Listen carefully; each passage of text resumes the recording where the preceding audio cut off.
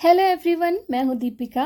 पाठ का सार सीरीज में आज का अध्याय है हरिहर काका, जिसके लेखक हैं मिथिलेश्वर। तो आइए शुरू करते हैं। प्रसिद्ध कथाकार मिथिलेश्वर का जन्म बिहार में भोजपुर जिले के वैसाहीड़ गांव में 31 दिसंबर 1950 1950 को हुआ था। इन्होंने हिंदी में एमए और फिर पीएचडी तक की शिक्षा प्राप्त की। ये व्यावसायिक तौर पर अध्यापन कार्य से जुड़े रहे।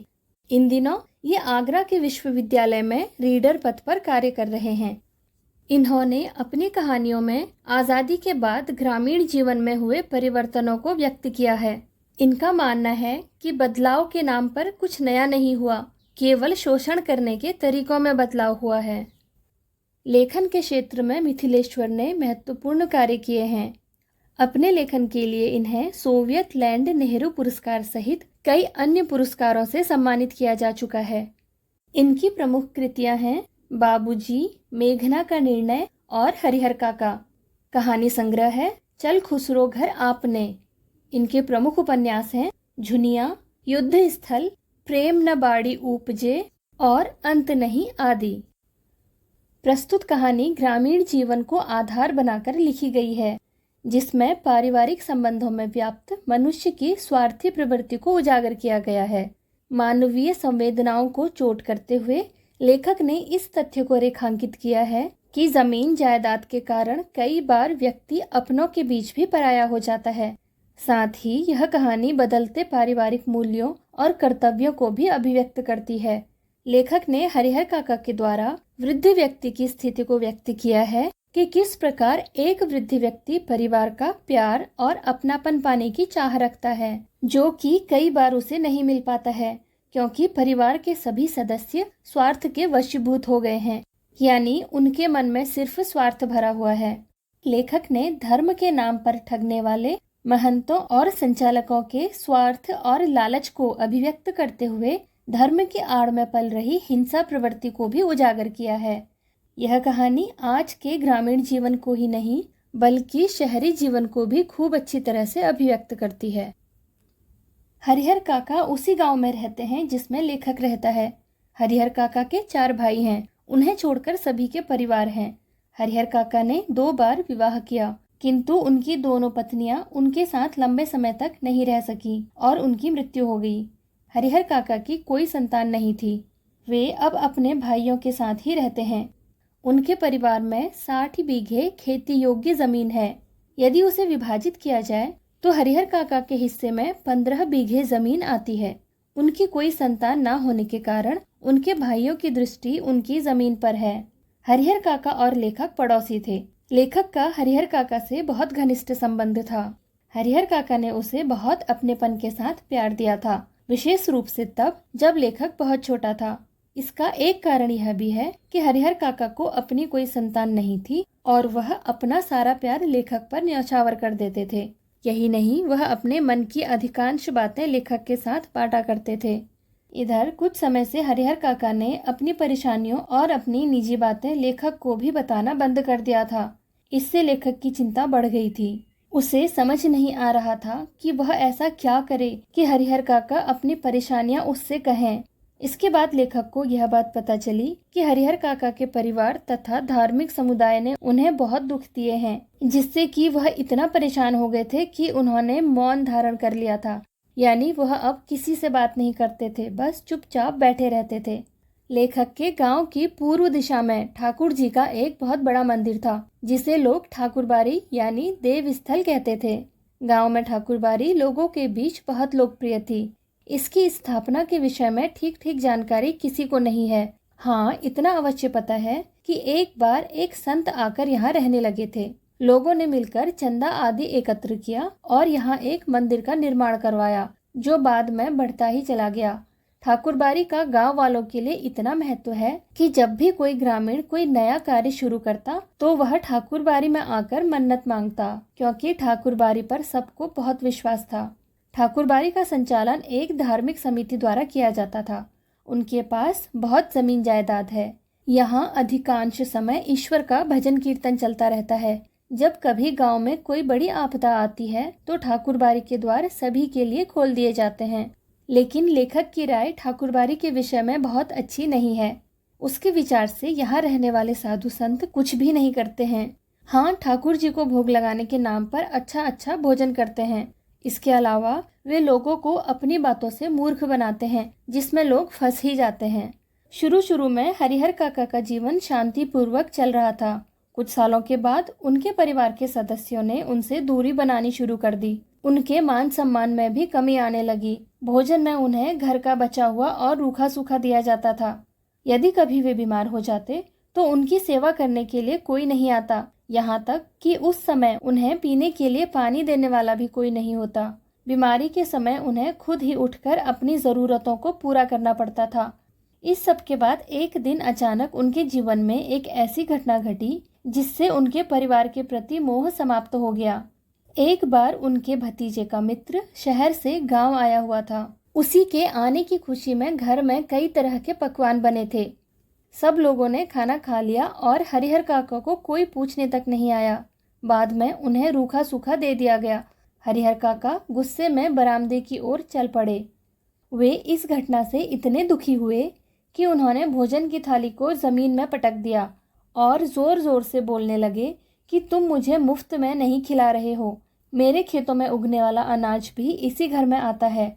और इसके बाद वो घर छोड़कर निकल गए। अब उन्हें परिवार से कोई मोह नहीं रहा। हरिहर काका के घर में घटी इस घटना के बाद महंत जी ने उनके गुस्से का लाभ उठाने की सोची। महंत जी हरिहर काका को अपने साथ देव स्थान यानी ठाकुरबाड़ी में ले आए और हरिहर काका को समझाने लगे कि उनके भाई का परिवार केवल उनकी जमीन के कारण उनके साथ जुड़ा हुआ है।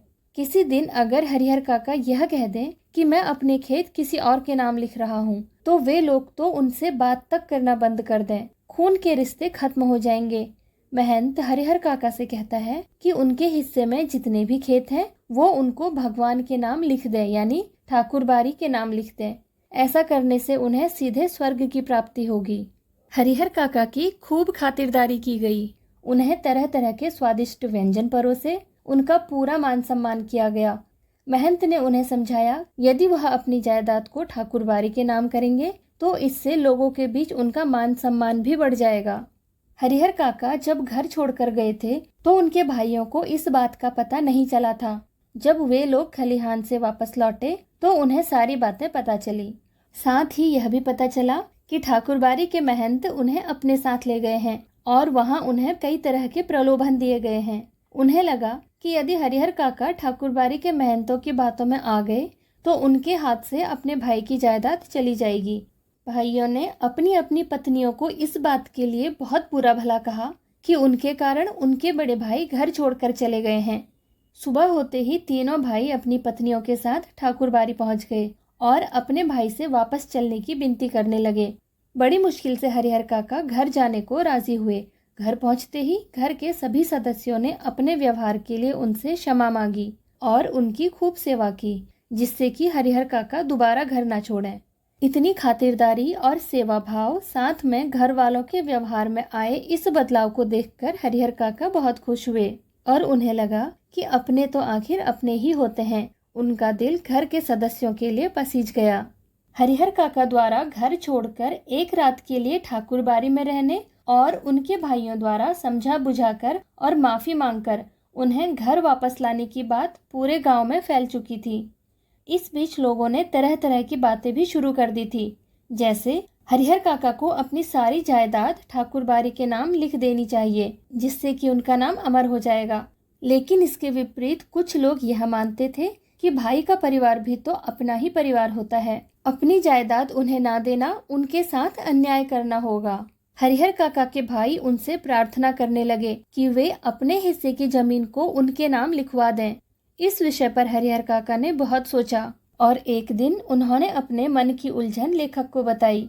बहुत सोच विचार के बाद यह फैसला हुआ कि हरिहर काका को अपने जीवित रहते हुए किसी को भी अपनी जायदाद का स्वामी नहीं बनाना चाहिए, फिर चाहे वह अपना भाई हो या मंदिर का महंत, क्योंकि उन्हें अपने गांव के कुछ ऐसे लोग याद आ गए थे जिन्होंने अपने जीते जी अपनी जायदाद को अपने रिश्तेदारों या किसी और के नाम लिखवा दिया था। आज के दिन उनका जीवन नर्क के समान हो गया था। हरिहर काका बिल्कुल भी पढ़े लिखे नहीं थे, परंतु उन्होंने अपने जीवन में आए इस तरह के बदलाव को समझने में कोई गलती नहीं की। उन्होंने फैसला कर लिया कि वे जीते जी किसी को भी अपनी जमीन नहीं लिखेंगे। लेखक कहते हैं कि जैसे जैसे समय बीत रहा था, महंत जी की परेशानियां बढ़ती ही जा रही थी। उन्हें लग रहा था कि उन्होंने हरिहर काका को फंसाने के लिए जो जाल फेंका था, हरिहर काका उससे बाहर निकल गए हैं। यह बात महंत जी को सहन नहीं हो पा रही थी। इसी बीच एक दिन ठाकुरबाड़ी के महंत ने अपने साथियों के साथ मिलकर हरिहर काका का अपहरण कर लिया। वे हरिहर काका को ठाकुरबाड़ी ले गए थे, जिससे कि उनके हिस्से की जायदाद को ठाकुरबाड़ी के नाम लिखवाया जा सके। महंत और उनके आदमियों ने काका के अंगूठे के निशान ले लिए ताकि उनकी सारी जायदाद ठाकुरबाड़ी की हो जाए। हरिहर काका अब तक महंत का बहुत सम्मान करते थे, किंतु उसकी इस हरकत को देखकर हरिहर काका को महंत से घृणा हो गई थी। वहीं दूसरी ओर हरिहर काका के तीनों भाई सुबह होने से पहले ही पुलिस की जीप को लेकर ठाकुरबाड़ी पहुंच गए थे।